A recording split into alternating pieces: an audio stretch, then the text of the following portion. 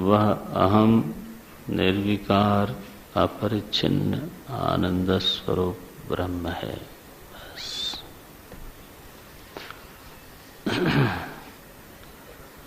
ऐसी जिसकी निष्ठा है,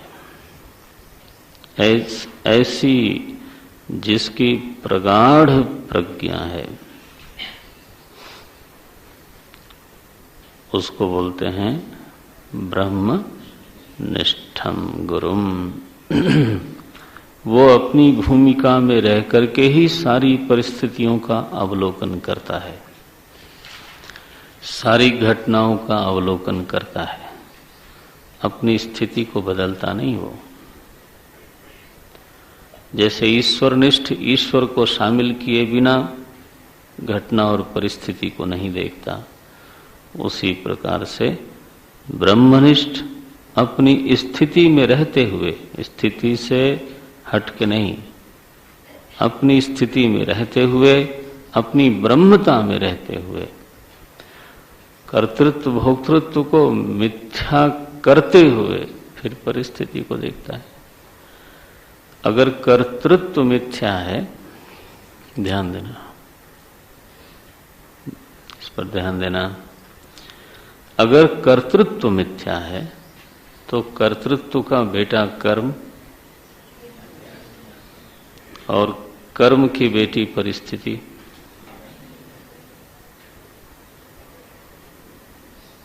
हो गया।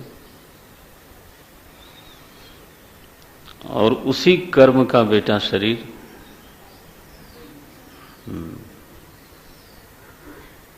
देखिए सुनिए गुनिय मन माही, मोह मूल परमार्थ नाही।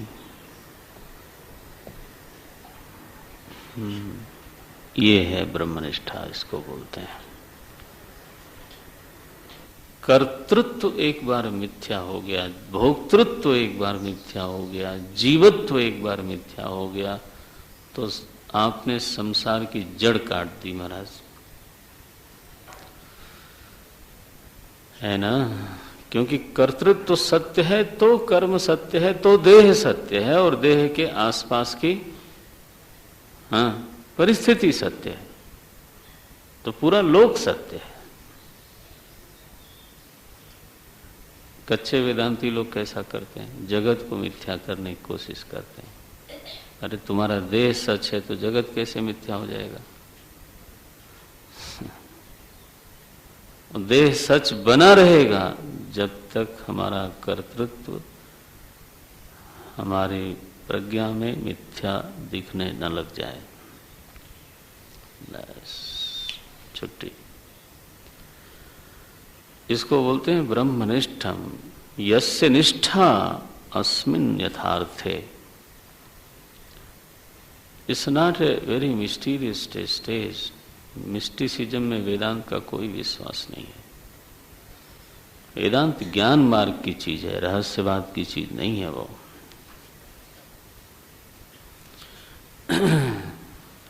जो लोग वेदांत में भी थोड़ा बहुत रहस्यमय झलक देते हैं, उनका कोई पर्पज होता है।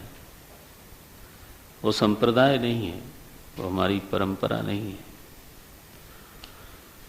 परंपरा में तो शुद्ध पारदर्शिता है, खूब घनघोर विचार है, आप उसी को करो और उसमें निष्ठा प्राप्त करो। सच बात तो यही है कि निष्ठा का जितना संबंध समझ से है उतना और किसी चीज से नहीं है।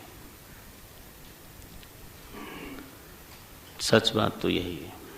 एक आदमी भोगनिष्ठ है इसलिए क्योंकि उसकी समझ वैसी है, नहीं क्या। एक व्यक्ति ईश्वरनिष्ठ है, हाँ, इसलिए कि उसकी समझ ऐसी है। एक व्यक्ति धर्मनिष्ठ है, वो भी इसलिए क्योंकि उसकी समझ ये है कि धर्म रक्षा करने वाला है। निष्ठा का संबंध समझ से ही होता है। निष्ठा का संबंध कोई स्थिति परिस्थिति से नहीं होता।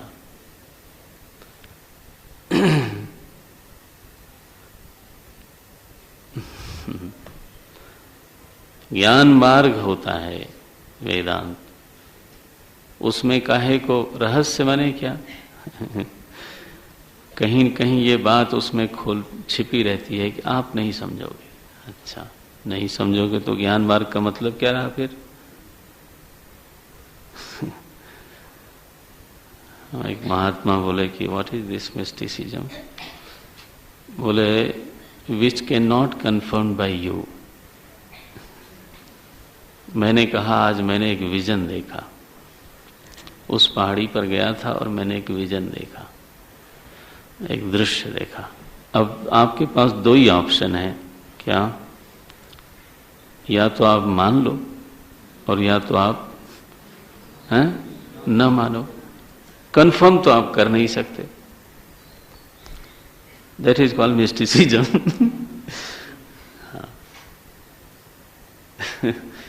विचार तो ये कहता है कि आप इस पद्धति से विचार करें, reach to the same conclusion. प्रमाण का व्यापार करो, जैसा मैं देखता हूं समझता हूं वैसा आप भी समझोगे। अग्नि उष्ण है, ये आपकी निष्ठा है कि नहीं है? नहीं है तो बताना फिर। इसके लिए आपने कौन सा उपाय किया?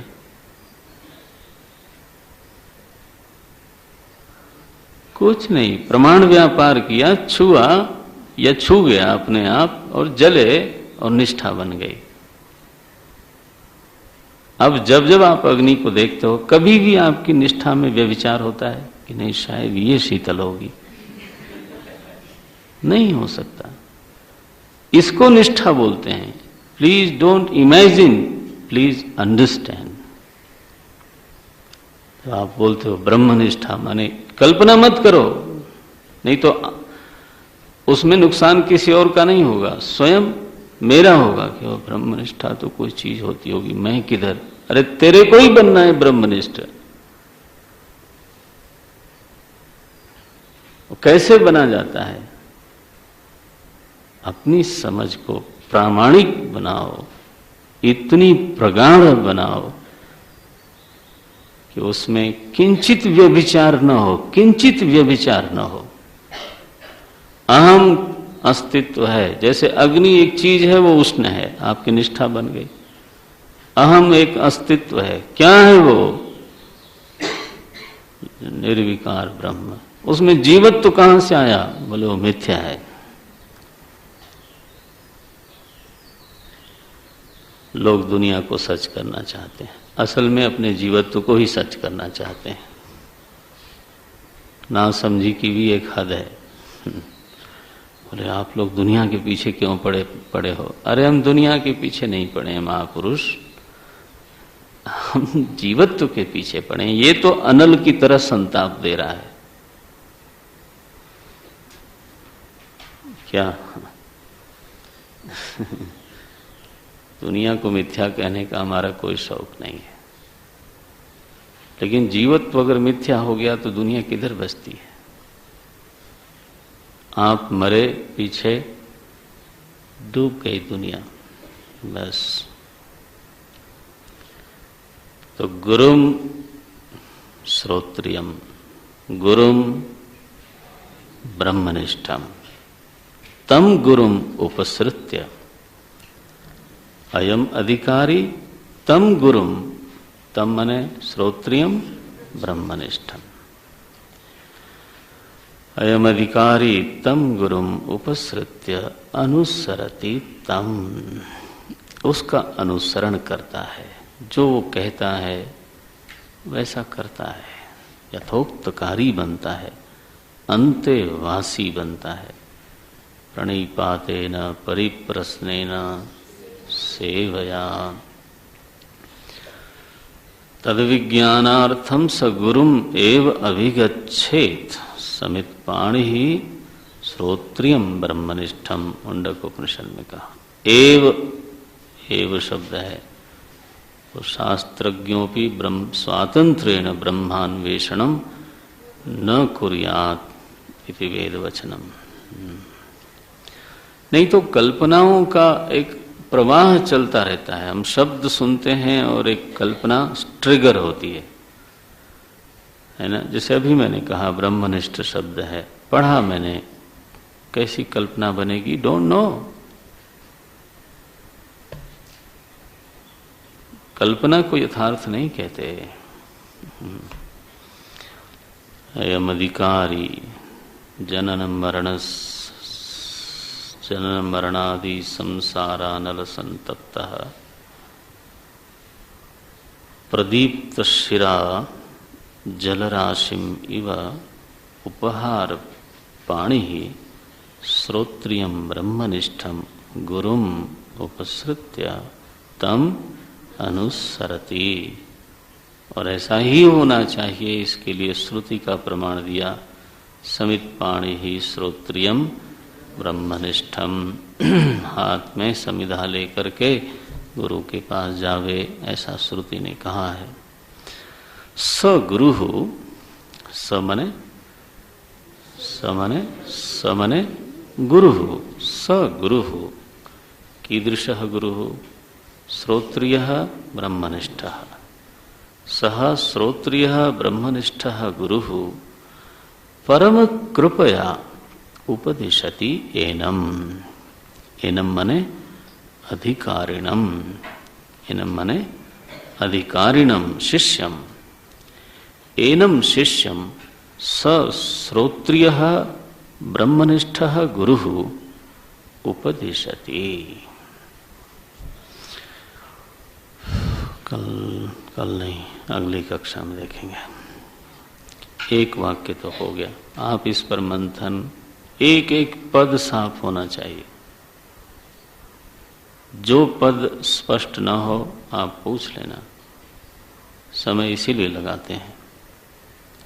अयम अधिकार, एक एक पद का अभिप्राय साफ होना चाहिए। उपहार पाणि, एक भी पद छूटना नहीं चाहिए। ऐसा स्वाध्याय हो, श्रवण हो। ओम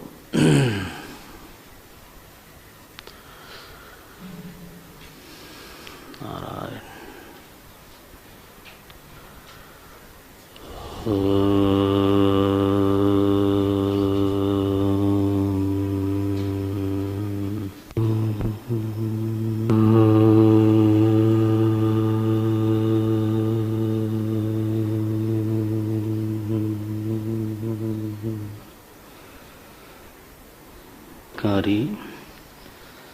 जनन मरणादि संसारानल संतप्तः प्रदीप्त शिरा जलराशिमिव उपहार पाणि श्रोत्रियं ब्रह्मनिष्ठं गुरुम उपसृत्य तम अनुसरति। समित पाणि श्रोत्रियं ब्रह्मनिष्ठम इत्यादि श्रुतेः।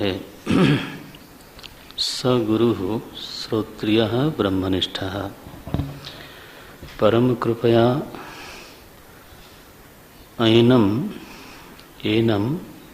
अधिकारिणम शिष्यम अनुगतम उपदिशति। तो दो तरह का प्रयोग इन दो वाक्यों में हुआ है, तो अपना व्याकरण भी इसमें आप देखते रहना। तो पहले में अधिकारी कर्ता है और गुरु कर्म है, इसलिए अधिकारी प्रथम वचन प्रथम विभक्ति में है और गुरु द्वितीय विभक्ति में है। दूसरे वाक्य में तो गुरु कर्ता है, इसलिए वो प्रथमा में है, और शिष्य कर्म है, इसलिए वो द्वितीय विभक्ति में है। एनम ये शिष्य के लिए है, स ये गुरु के लिए है। स गुरु क्रिया क्या है? उपदिशति। तो कह उपदिशति? बोले सह उपदिशति। सह कौन है? तो चूंकि पूर्व प्रकरण चला रहा है इसलिए सह गुरु। कीदृशः गुरु? श्रोत्रियः ब्रह्मनिष्ठः। अर्थ करने का ऐसा तरीका होता है। आप क्रिया को पहले पकड़ लो। उपदिशति कः सः कीदृशः सः श्रोत्रियः ब्रह्मनिष्ठः गुरुः उपदिशति। कम उपदिशति? एनम उपदिशति। एनम शिष्यम अधिकारिणम शिष्यम उपदिशति। ऐसे हर बार मैं नहीं बताऊंगा लेकिन आपको इस पर ध्यान रखना चाहिए।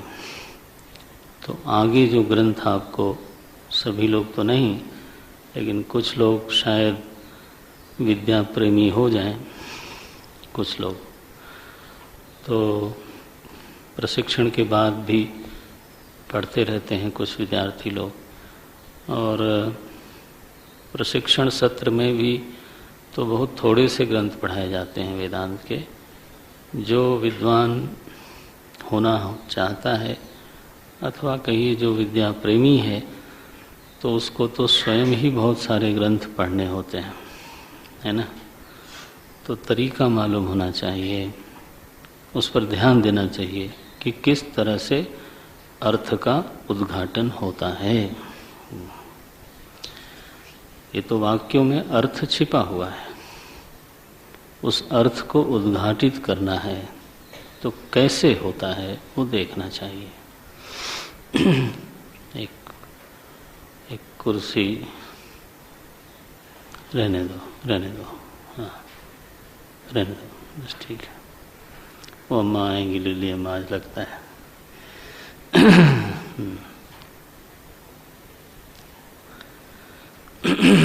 सह गुरुः उपदिशति एनम शिष्यम। उपदेश का हेतु क्या है? तो बोले कृपया, परम कृपया। इस शब्द को हम सुनते रहे हैं और समझते भी थे, लेकिन एक कहानी से, बैठो मैं, बैठो मैं कर लेंगे। अभी देखो अपनी जगह पे वो आके बैठेगी ये। हाँ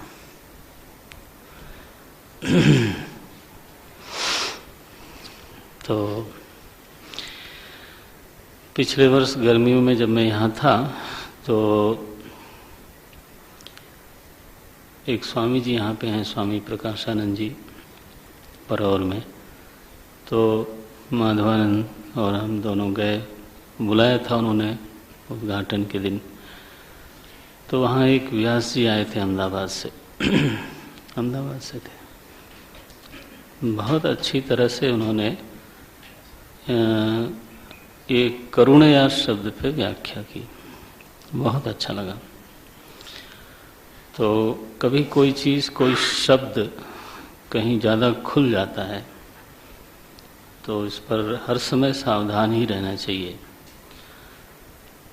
तो बोले कि परीक्षित तो अपने अनशन करके बैठ गए और सुखदेव जी महाराज तो अपनी जगह पर थे। नारद जी गए सुखदेव जी के पास कि महाराज वो एक बड़ा धर्मात्मा राजा है, मुमुक्षु है, अधिकारी है, आप उसके ऊपर कृपा करो। तो बोले भाई ये दुनिया जो है जगत कर्म के अधीन है, जिसने जैसा कर्म किया है वैसा उसको फल मिलता है। अब इसमें हम बीच में हस्तक्षेप क्यों करें? अब उन्होंने जो धर्म कर्म किया उसका फल अलग से मिला उनको, और जो उन्होंने ऋषि का अपमान किया उसका अलग फल मिला। उसमें मैं बीच में हस्तक्षेप क्यों करूं? ईश्वर है, उनका प्रारब्ध है, उनका कर्म है, अब इसमें मेरी कहाँ भूमिका बनती है? नारद जी कहते रहे कि नहीं महाराज फिर भी। तो इसी बीच में पास में ही एक कुआं था और एक व्यक्ति, अंधा व्यक्ति, तो वो कुएं की तरफ चलता गया। अब उसको दिखता तो नहीं था। सुखदेव जी महाराज की नज़र पड़ गई। उन्होंने देखा कि ये अंधा व्यक्ति है और कुएं की ओर बढ़ रहा है। तो बोले अच्छा ये बात छोड़ो नारद जी, आप जरा दौड़ो उसको बचाओ, क्योंकि वो अब गिरने वाला है, बस 4-5 कदम बाकी हैं। नारद जी ने कहा महाराज उसका प्रारब्ध है, वो है, उसका प्रारब्ध है, ईश्वर है, उसका कर्म है, कुआं है, अब वो जो होगा सो होगा, अब हम इस बीच में हस्तक्षेप क्यों करें। 2 कदम और बढ़ाओ। सुखदेव जी चिल्लाए, बोले नारद दौड़ो, क्या करते हो तुम, वो गिर जाएगा, तुमको कुछ दया माया नहीं है। बोले महाराज मैं तो यही कह रहा था आपको, तो आप मुझे ईश्वर और प्रारब्ध ये सब सुना रहे थे। तो सुखदेव जी महाराज को एकदम लगा कि बात तो ठीक है, तो केवल करुणा से, प्रारब्ध फल से नहीं, इस भागवत में केवलया करुणया, केवल करुणा लिखा है, ये शब्द है। परम कृपया उपदिशति न अन्येन हेतुना, और कोई हेतु नहीं है सद्गुरु के उपदेश का। वो देखता है कि अंधा व्यक्ति गड्ढे में गिरने वाला है, तो जो एक संत पुरुष के हृदय में रहने वाली स्वाभाविक करुणा होती है वो प्रकट हो जाती है। उसकी नज़र के सामने कोई पड़ जाए, है ना, उसकी नज़र में आ जाना, ये शिष्य का पुरुषार्थ है। सेवा से, भाव से, विनय से, जैसे भी है, अपने गुणों से उसकी दृष्टि में आ जाना, बस। तो इसके बाद वो उपदेश कैसा करता है, आपकी सेवा के कारण नहीं करता। सेवा तो हेतु बनती है कि आप उसकी नज़र में आ गए, वो देखा उसने कि अच्छा आपकी ये स्थिति है, तो परम कृपया सच बात है। एक व्यक्ति के चित्त में साधारण कृपा होती है तो वो आपकी आर्थिक मदद कर देगा, शारीरिक मदद कर देगा, और कोई मदद कर देगा, लेकिन दीर्घ काल तक संसार से पार उतारने का एक प्रयास करना किसी के लिए, इसके लिए थोड़ी कृपा की जरूरत नहीं है। क्या क्या लिखते हैं वो, परम कृपया, सब परम कृपया, बहुत सुंदर शब्द है ये। इसका अर्थ धीरे धीरे आपके हृदय में खुलेगा, धीरे धीरे, समय लगता है हर चीज के लिए। जब आप सचमुच में साधु जीवन में आ जाओगे, अभी तो आप देहली पे हो ना, है ना, यूनिवर्सिटी कॉलेज से सीधे, तो आधा आप अभी भी यूनिवर्सिटी बॉय हो। कभी कभी वैसा व्यवहार भी करते हैं लड़के लोग, just like university boys, not like a seekers, है ना। तो हम देखते हैं, क्योंकि वो तो हमने कितने कोर्स देखे हुए हैं, तो हमारे लिए कोई नई बात नहीं होती है। लेकिन सचमुच में जब आप इस मार्ग को अपना मार्ग बना लोगे, तब आपको धीरे धीरे धीरे धीरे सब चीजें समझ में आएंगी। स परम कृपया एनम शिष्यम उपदिशति, उपदेश करता है। कैसे करता है, क्या शैली है उपदेश की? बोले अध्यारोप अपवाद न्यायेन, ये एक पारिभाषिक शब्द है। अध्यारोप अपवाद न्यायेन, अध्यारोप अपवाद के न्याय से उपदेश करता है। ये अध्यारोप अपवाद क्या है, तो इसकी व्याख्या स्वयं ग्रंथकार स्वामी जी करने वाले हैं, इसलिए अभी मैं इस पर बोलता नहीं। श्रुति का उदाहरण दिया कि उपदेश का होना एक स्वाभाविक प्रक्रिया है।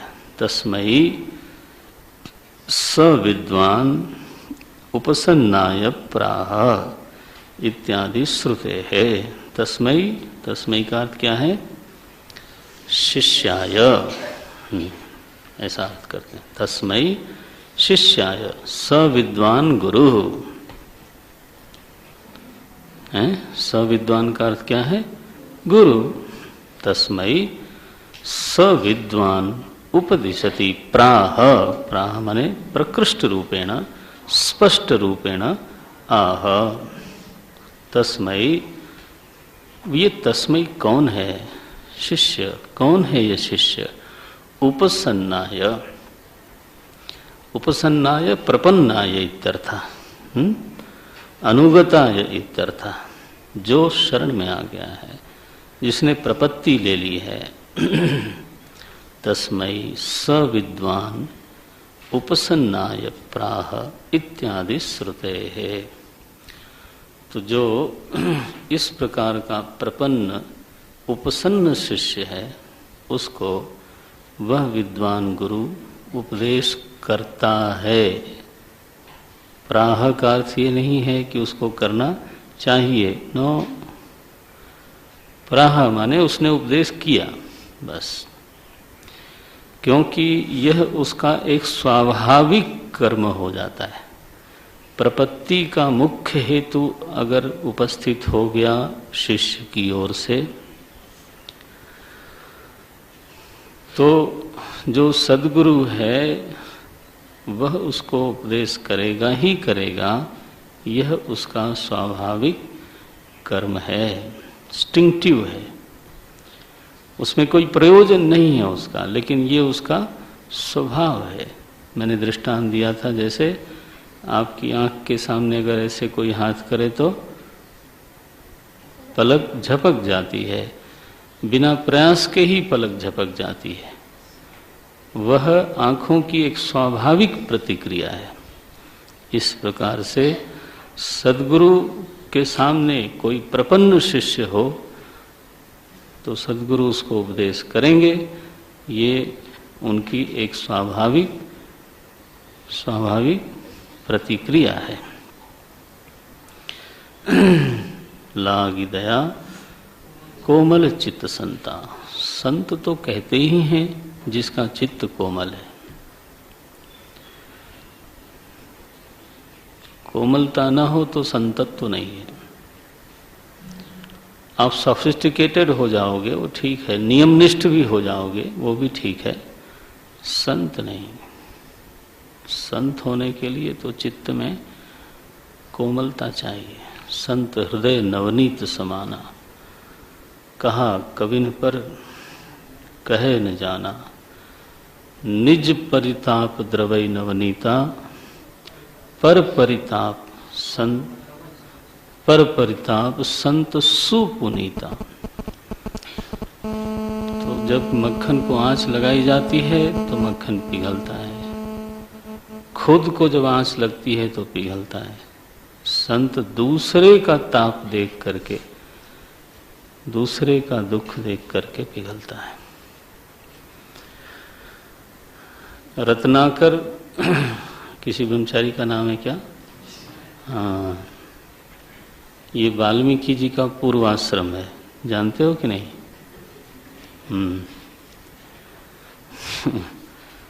रत्नाकर एक डाकू था, कठोर हृदय का था, व्यक्ति को मार देता था।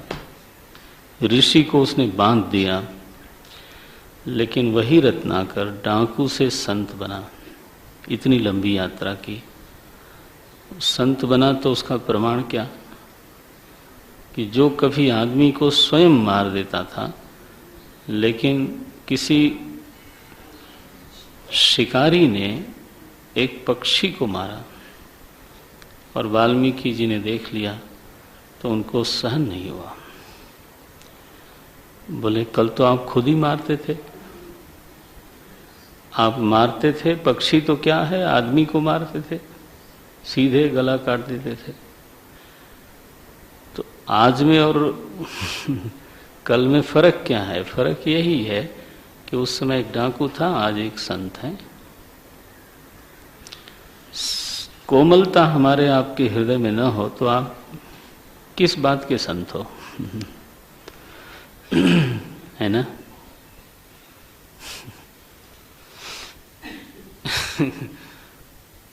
ऐसा है। गोस्वामी जी ने क्या बढ़िया बढ़िया बातें की। बोले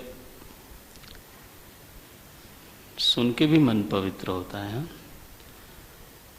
तो बोले दुष्ट व्यक्ति कैसा है, कुल्हाड़ी की तरह है,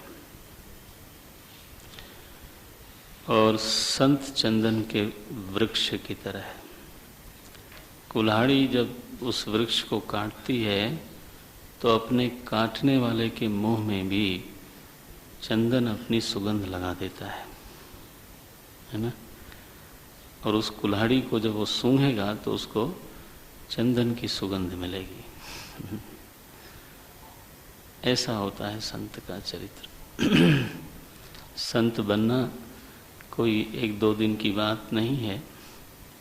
महाराज जी बोलते थे कि लोग परमात्मा ही बनना चाहते हैं, महात्मा कोई बनना नहीं चाहता।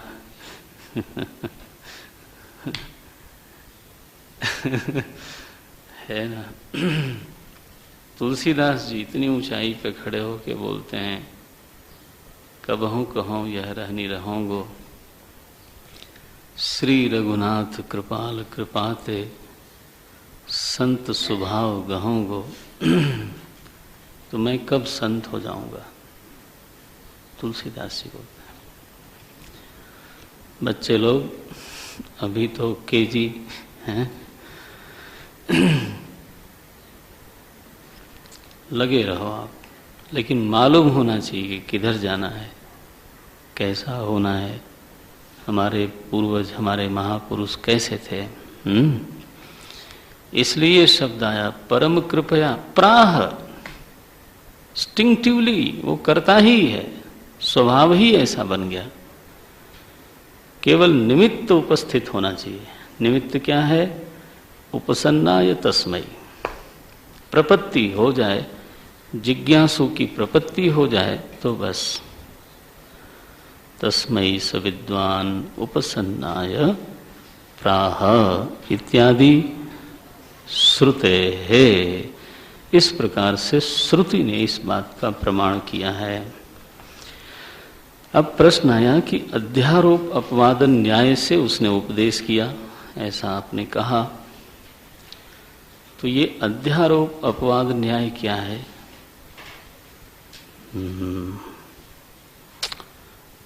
तो पारिभाषिक शब्द है ना, तो उसको उसी तरह से ठीक से हम लोग समझने का प्रयास करते हैं। पहले पाठ करें। असर्पभूतायां रज्जौ सर्पारोपवत् वस्तुनि अवस्तुवारोपः अध्यारोपः वस्तु सच्चिदानन्दद्वयं ब्रह्म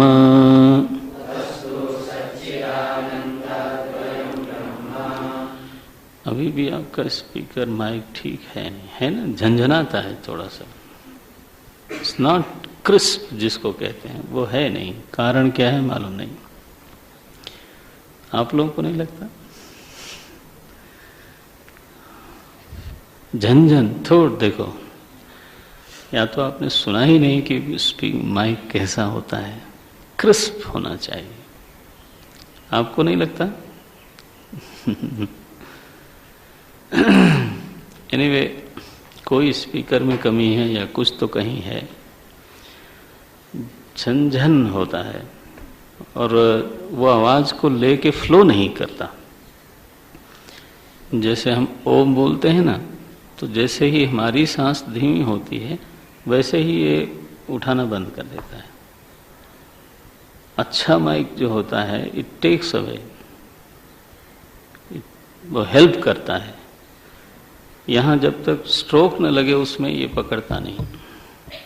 ये और क्वालिटी का है कोई और अच्छा इससे?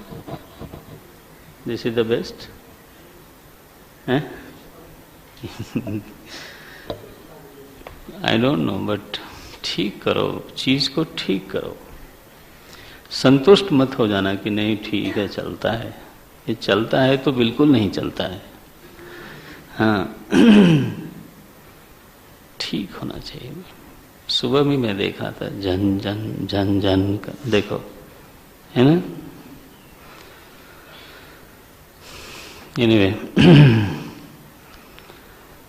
वस्तु सच्चिदानंदानंताद्वयम् ब्रह्म अज्ञानादि सकल जड़ समूहः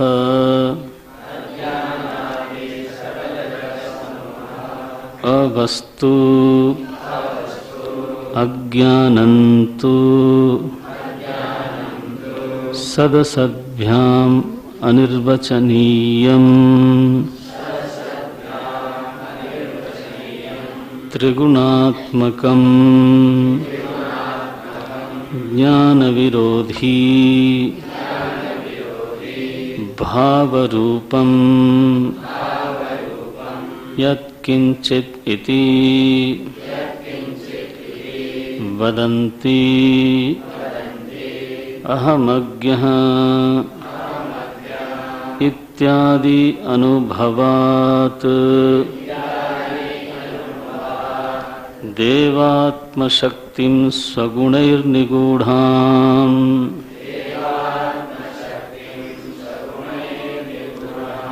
इत्यादि श्रुतेश्च असर्पभूतायां रज्जौ सर्पारोपवत् वस्तुनि अवस्त्वारोपोऽध्यारोपः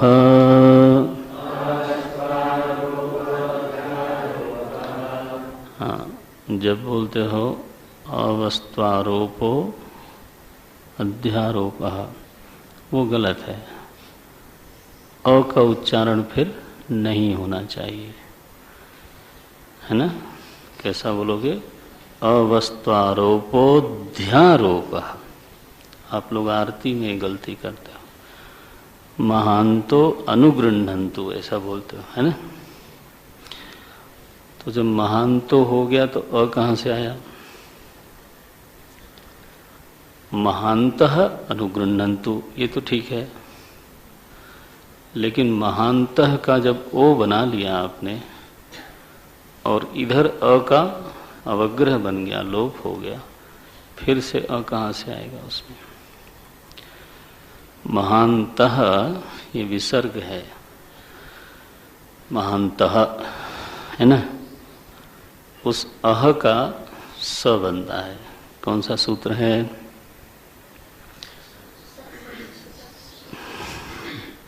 विसर्जनीयस्य सह। पहले विसर्ग का स बनते हैं, फिर सस जुसो रू, तो स का फिर रू बना। रकारस्य लोपः ऊ बचा, तो महान्त अ और ये विसर्ग का ऊ, अ और ऊ मिलके गुण संधि हुई ओ, और इसके प्रभाव से आगे वाला अ का अवग्रह बना, ये निर्माण है उसका। तो जब भी अवग्रह हो तो थोड़ा ओ को, हाँ माँ भी बैठी है तो अवग्रह जब भी हो तो थोड़ा ओ को दीर्घ कर दो, लेकिन अ का उच्चारण नहीं होना चाहिए। क्या बोलते हैं? अवस्त्वारोपोऽध्यारोपः, ऐसा अवस्त्वारोपोऽध्यारोपः। तो उसमें अ जैसा झांकी मिलेगी उसकी, अवस्त्वारोपोऽध्यारोपः ऐसा। महान्तोऽनुगृह्णन्तु ऐसा। और जब आप नमस्कार करते हो कैसे हो? महद्भ्यो नमः ऐसा बोलते हैं। तो महद्भ्यः नमः तो सच में मान से जरा नमस्कार करो आप। महद्भ्यः डांटो नहीं महान लोगों को कभी मैं सुनता हूँ तो इसलिए मैं कभी जाके खुद भी पढ़ता हूँ। ऐसा लगता है महान जो लोग हैं, महान तो महद्भ्यो नमःकार समझते हो कि नहीं? बिना समझे ठोके चले जाते हैं, वो भी ठीक है, पहले तो ऐसा ही होता है। तो इसमें जो सभा में लोग बैठे हैं वो लोग महान लोग हैं, भगवान नहीं, ध्यान रखना। जो आरती में उपस्थित लोग हैं वो लोग महान हैं, और जो सूक्ष्म रूप से ऋषि देवता भी आए हैं आरती करने, वो लोग महान हैं। तो आप उनका आवाहन करते हो, महद्भ्यो नमः, सबको नमस्कार है, महद्भ्यो नमः भाव से। फिर क्या है उसका आगे कि मैं भगवान के पूजा पाठ में जो दोष है उसके लिए क्षमा प्रार्थी हूँ। हमारी जैसी भी पूजा है वो शास्त्रानुसार हो जाए। तो महान लोग बोलते हैं क्या? तथास्तु। ये पकड़ में है? पीछे से जो आप लोग बोलते हो आप ही लोग महान हो।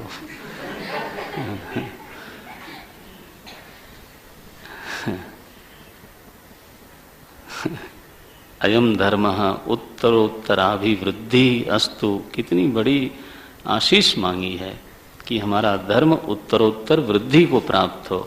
तो जो सभा में लोग हैं वो कहते हैं तथास्तु। ऐसा भाव होना चाहिए आरती में, हड़हड़ाते बड़बड़ाते ऐसा नहीं, प्लीज। आप तो सांदीपनी के विद्यार्थी हो। तो ऐसा देशोयम निरुपद्रवस्तु, यह देश उपद्रव शून्य हो जाए। कितनी बड़ी प्रार्थना है। इस्लाम में इसको दुआ बोलते हैं, दुआ करना। हमारे यहाँ आशीषस बोलते हैं, सत्यायिता आशीषस संतु, है ना। जो हमने अभी आशीष करी है वो सभी सच हो। तो आप बोलते हो तथास्तु। इस्लाम में बोलते हैं यामीन, यामीन। वो लोग जब दुआ करते हैं ना तो आखिर में कैसा हो? यामीन। ऐसा ही हो। सिख धर्म में अरदास करते हैं, हमारे यहाँ इस्लाम में दुआ करते हैं, क्रिश्चियन में भी इसी तरह से यामीन बोलते हैं, है ना। अमीन, अमीन, समथिंग लाइक दैट है। हाँ, अमीन, वो एक ही बात है। इस्लाम और क्रिश्चियन दो धर्म केवल नाम के अलग हैं, दर्शन की दृष्टि से नहीं। तो आप क्या कह रहे हो, किस भाव से कह रहे हो, आपको समझ में आना चाहिए। फिर आप जब अपने सेंटर पे जाओगे, आप भी कुछ न कुछ वहाँ शुरू करोगे तो दूसरों को समझाना भी आना चाहिए। आपको खुद नहीं आवे तो। मंदना में जब गया, इलाहाबाद से गांव में मंदिर है वो, तो वहाँ आरती बड़ी टूटी और फूटी दोनों होती थी। जब मैं गया तो अम्मा वहीं से आती हैं तो साक्षी हैं वो, बड़ी मुश्किल थी। एक दिया जला के आरती करते थे, डमरू भी टूटा फूटा था, सब कुछ अजीब सा था। मैंने कहा भगवान ही यहाँ सबसे उपेक्षित हैं। एनीवे, तो धीरे धीरे किसी किसी को फ़ोन करके कोई घंटी मंगवाई, कहीं डमरू मंगवाया, कहीं घंटा मंगवाया कुछ। फिर मीटिंग में रखने से काम नहीं होता। एक आदमी को बोलेंगे तो वो सेवा कर देगा। मीटिंग में कहेंगे अच्छा फंड के लिए सोचते हैं, वो सोचते रह जाएंगे। तो वो हो गया। इसके बाद हमने यहाँ की आरती वहाँ इंट्रोड्यूस की, गांव वालों को सिखाया। आज भी वही होती होगी, है ना वहाँ, देखो। तो लेकिन आप मालूम होना चाहिए ना स्वयं, उसका प्रभाव होता है। अब कहाँ से आ गया ये अवस्तु आरोपो अध्यारोप से आ गया, अब क्या करें। रोज खटकता है मन में, लेकिन वो मौका नहीं होता। और जैसे ही आरती पूरी